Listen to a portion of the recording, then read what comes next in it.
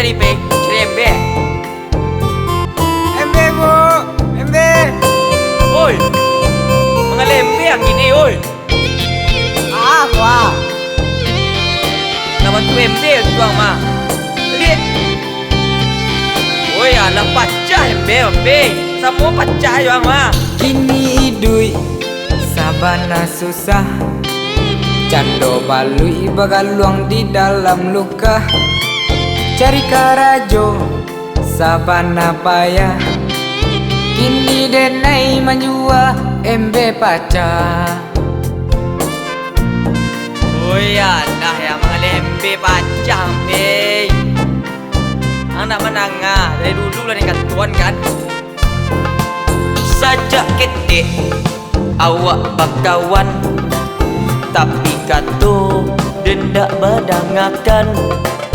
Dulu santiang kini mode urang paniang, bau nangok yolah bau jariang. Apa salah den, apa dosa den, cuy ko bana nasib nan den tangguangkan. Allah tak jadi baanyo kini, sansai juga orang tua pan yang jadinya. Bale bir, Allah dan cubo, baik kasawa, pupuk pautang yo sabana susah, angin kencang padi larabah, kini denai menyerah ke Tuhan Allah. Barang tu le bilang, ada cubo terus lah ne. Tuan tu balai, you harus menyerah lagi. Ang dia nak mendengar. Ini ang dengar pesan dia.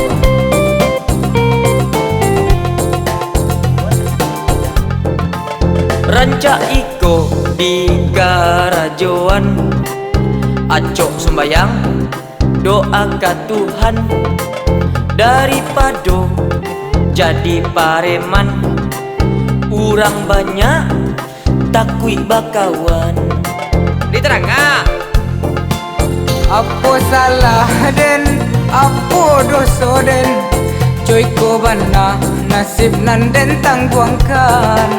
Allah tak jadi baanyo kini, sansai juga orang tua pan yang jadinya. Allah dan cubo baik kasawa, pupuk pautang yo sabana susah, angin kencang padi larabah, kini denai menyerah ke Tuhan Allah. Badang tapila, Allah dan cubo ke sawah, padi lo narabah, Allah dan cubo juga embe lo nan baca. Ala dan cubo jadi tukang becak. Apa nak bocor lo? Iyo mode itu pola hidup nama mapi. Kini wak sedang di atas, bisu wak sedang di bawah. Kini wak sedang di bawah, bisu wak susah. Baca lo ada ang tapi anda bisa lo dan mengecek lo pede ndak lo bisa menolong lo. Ada nyanyo bisa berpasan kang lo pe. Be angok lai. Iku angon tu adalah bau jari yang. Lihat leh. Malih ngecek yang mah dagang-dagangan doh. Ayo ni leh.